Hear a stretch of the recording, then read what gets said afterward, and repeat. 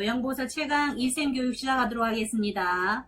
요양보호 관련 제도 및 서비서 1-2 부분에서 끝부분에서 제가 조금 더 상세하게 못했는 것 같습니다.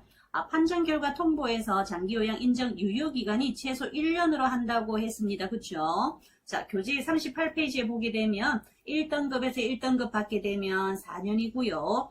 2등급에서 2등급 받으면 3년. 자, 3등급에서 3등급 받게 되면 3년, 4등급에서 4등급 받으면 3년. 자, 5등급하고 인지시원 등급은 뭐라고요? 2년이라고 설명을 드렸습니다. 자, 한 번 더 참조 바라고요. 자, 오늘은요, 새로운 거 38페이지에 장기요양급여 내용을 들어가도록 하겠습니다. 자, 여기 한번 보시면 장기요양 급여 내용에서 크게 한번 보도록 하겠습니다. 자, 첫 번째로는요, 재가 급여가 있고요. 두 번째로는요, 시설급여. 자, 급여 종류입니다. 세 번째로는 특별현금 급여로 나누어져 있습니다. 자, 이 세 가지를 한번 설명드려 보도록 하겠습니다.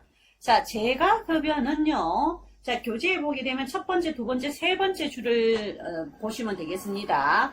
자, 재가 급여는요, 방문요양, 방문목욕, 방문간호, 자, 주야간보호, 자, 주야간보호, 단기보호, 자, 서비스, 이런 서비스를 뭐라 한다고요? 재가 급여라고 합니다. 자, 집에 있는데 와서 이런 서비스를 해주는 걸 뭐라고요? 재가 서비스, 재가 급여나 재가 서비스 똑같은 말입니다. 자, 그래서 교재의 38페이지 네 번째 줄에 보게 되면 한번 읽어보셔야 될 것 같습니다. 제가 한번 읽어보도록 하겠습니다. 재가급여 서비스 중에서 방문간호는 이라는 부분이 있습니다. 두 번째 줄의 끝에 보게 되면 의사 처방에 의하여 제공한다라고 되어 있습니다. 자, 요양보호사는요, 방문간호 내용은 절대로 수행해서는 안 된다. 자, 간호사도 뭐가 있어야 된다고요? 의사 처방이 있어야 된다고 얘기를 드렸습니다. 자, 오른쪽으로 39페이지로 넘어갑니다.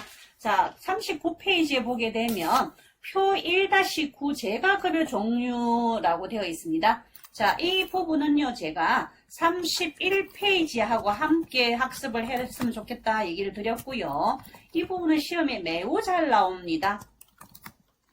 방문 요양이 뭐고, 방문 목욕이 뭐고, 방문 간호가 뭐고, 주야간이 뭐고, 단기가 뭐고, 기타 재가급여가 뭐고, 이렇게 나온다고 얘기를 드렸습니다. 자, 하나하나 설명을 한번 드려보도록 하겠습니다. 자, 첫 번째는 방문 요양이라고 되어 있습니다. 자, 우리가 수급자의 어르신의 가정 등을 방문하여 수급자 가정 등을 방문하여 신체활동, 가사활동을 지원해주는 서비스가 무슨 서비스라고요? 방문요양이라고 했습니다. 자, 두 번째로는요, 제가 어제 어떤 얘기를 드렸냐면, 자, 어르신 유치원이라고 한다 했습니다. 자, 주야간보호. 자, 우리가 한 번씩 왔다 갔다 하게 되면 어르신 유치원이라는 아마 그런 버스를 볼 수 있을 겁니다. 자, 주야간 보호. 자, 주야간 보호에서 핵심적인 단어는요, 하루 중에서 일정한 시간 동안, 이 단어가 반드시 들어갑니다. 하루 중에서 어떤 시간 동안은요, 일정한 시간 동안. 자, 또 다른 말로는요, 주간 또는 야간 동안. 자, 하루 중에 일정한 시간 동안이란 단어 또는 자, 주 또는 야간 동안, 이 단어가 반드시 들어간다고 했습니다. 자, 이게 무슨 서비스라고요? 주야간 보호 서비스라고 얘기를 드렸습니다. 자, 그 다음에요. 자, 주야간 서비스 다음에 단기 보호를 한번 보도록 하겠습니다. 자, 단기 보호는요, 어떤 단어가 들어갈까요? 자, 교재에 보게 되면 자, 일정한 기간이라는 단어가 반드시 들어갑니다. 뭐라고요? 일정한 기간 동안. 자, 만약에 제가 31페이지 수업을 할 때 잠시 설명을 드렸습니다. 한 번 더 복습을 해보도록 하겠습니다. 시방 경조사라든가 어떤 문제로 인해서 어떤 일로 인해서 일정한 며칠 동안 요양원에 입소시켰다가 그 모든 일이 해결되고 난 뒤에 다시 집에서 서비스 받는 걸 뭐라고요? 일정한 뭐라고요? 기간 동안 하는 서비스가 단기 보호. 39페이지 맨 위에 표 1-9에 보면 기타 재가급여는 또 31페이지 얘기를 드렸습니다. 복지용구라고 얘기를 드렸습니다. 기타 재가급여는 뭐라고요? 복지용구. 그 다음에 39페이지에 보게 되면 표 1-10과 표 1-12 꼭 한번 읽어보고 넘어가시기 바랍니다. 재가급여 장단점과 시설급여 장단점이 있습니다. 자, 그 부분은 아마 크게 어렵지는 않을 겁니다. 집에 있을 때 장점과 단점이 뭐고, 요양원에 있을 때 장점과 단점이 뭐고, 이 부분입니다. 자, 두 번째로는요, 시설급여에 대해서 한번 보도록 하겠습니다.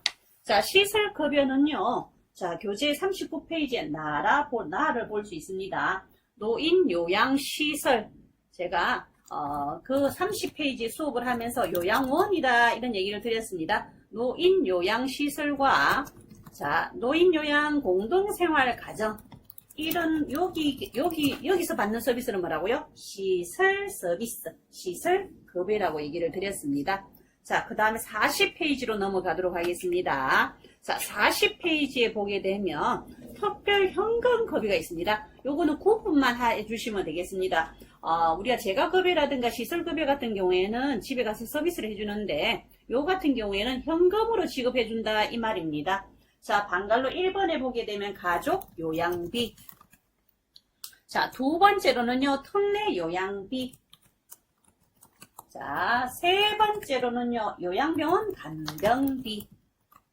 자, 우리가 이런 제도는 만들어 놨는데, 현재 시행되고 있는 거는 가족 요양비, 현재 시행되고 있다라는 거, 자, 한번 기억해 주시면 되고요. 자, 법으로는 이렇게 만들어 놨습니다. 자, 근데 가족 요양비는 어떨 때 사용되고 있노? 이 말인데요. 자, 장기요양기관이 부족한 지역, 장기요양기관이 부족한 지역, 누가 해준다고요? 가족이 해준다고 합니다. 자, 한번 제가 예를 들어 설명드려 보겠습니다. 만약에 울릉도 독도에 주민이 5명 살고 있습니다.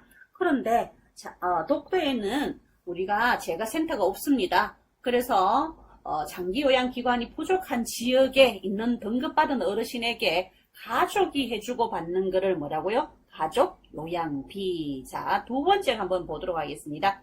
특례요양비. 자, 특례요양비는요, 장기요양기관이 아닌 곳에서 서비스를 받을 때 주는 게 특례요양비라고 했습니다. 우리가 노인복지시설을 운영하려고 하면 신고를 해야 되는데, 물론 법인체는 허가를 받아야 되지만, 자, 신고를 하고 노인복지시설을 해야 되는데, 자, 장기요양기관이 아닌 곳에서 서비스를 했을 때 받는 게 뭐라고요? 특례요양비.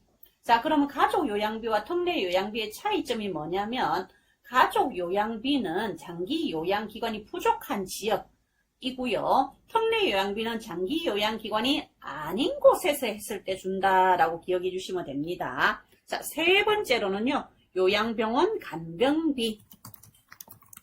자, 등급받아는 어르신이 요양병원에 입원했을 때 주는 게 뭐라고요? 요양병원 간병비다. 이렇게 기억해 주시면 되겠습니다. 자, 다음으로는요, 40페이지에 제가 장기요양 요원이라고 되어 있는데요. 한번 읽어보시고 넘어가시면 될 것 같습니다. 요양보호사를 어떻게 부르노? 이런 얘기입니다. 장기요양 요원이라고 부른다. 이 정도 기억하시면 됩니다. 자, 이제 41페이지에 이제 한번 보도록 하겠습니다. 장기요양기관 비용 청구 및 지급이라고 되어 있죠. 그거는 한번 읽어보시면 됩니다. 읽고 이해하고 넘어가시면 되겠습니다. 자, 그 다음에요. 제가 같이 안 읽어도 되겠죠? 선생님들 읽어보시고 만약에 궁금사항이 있으시면 장기요양기관에서 비용을 청구한다, 이런 뭐 공단에서 청구한 기관에 지급한다, 이런 부분을 이해하시면 됩니다. 만약에 하시다가 조금 궁금한 사항이라든가 이해가 안 되는 부분이 있으면 언제든지 댓글로 질문해 주시기 바랍니다. 자, 7번에는요, 재원 조달되어 있습니다. 재원 조달은 알고 넘어가셔야 됩니다. 시험에 종종 나옵니다. 자, 재원. 41페이지에 노인장기요양보험제도에서 재원이 어떻게 마련이 되노? 이 부분인데, 보험료와 국가지원과 본인 일부 부담으로 구성이 된다. 자, 그런데 보험료는요, 매년 인상이 되기 때문에 저희들이 굳이 뭐 어떻게 얼마다라고 할 필요는 없고요. 자, 두 번째는 국가 지원이 되어 있습니다. 자, 국가 지원은요, 자, 보험료 예상 수입액의 몇 프로를 국가에서 부담해 준다고요? 20%라고 얘기를 드릴 수 있습니다. 국가에 지원하는 게 몇 프로라고요? 20%. 자, 이런 퍼센테이지는 조금 바꿔서 나올 수 있겠죠? 자, 20% 국고에서 부담해 준다. 자, 그 다음에 우리가 42페이지로 넘어가 보게 되면 본인 부담금 중에서 자, 동그라미 1번에 보게 되면 시설급여를 요양원에 있을 때 시설급여를 이용하게 되면 본인 부담은 몇 프로요? 시설급여를 이용하면 본인 부담은 몇 프로라고요? 20%입니다. 자, 그러면 자, 제가 급여를 이용하면 제가 서비스를 이용하면 본인 부담은 몇 프로일까요? 자, 제가를 이용하게 되면 몇 프로라고요? 15%가 되겠습니다. 자, 그 다음으로는 자, 저소득층이나 의료급여소득권자 등은요, 몇 프로가 경감이 될까요? 자, 교재 42페이지에 보게 되면 저소득층이나 의료급여소득권자는 본인 부담금이 40에서 60% 경감. 자, 그 다음에 국민기초생활수급자라고 되어 있습니다. 자, 국민기초생활수급자는 본인 부담금이 있을까요? 없을까요? 자, 국민기초생활수급자는 본인 부담금이 뭐라고요? 없다. 자, 무료다 이래 기억해 주시면 되고요. 바로 밑에 별표가 되어 있습니다. 단. 자, 보험이 되지 않는 거를 비급여 항목이라 하죠. 비급여 항목은 전액을 본인이 뭐라고요? 부담한다. 이렇게 기억해 주시면 되겠습니다. 자, 이까지도 조금 쉬운 부분이 아닌데 여기서는 좀 숫자라든가 이런 부분을 조금 더 구체적으로 알고 넘어갔으면 좋겠습니다. 자, 42페이지에 8번으로 넘어가도록 하겠습니다.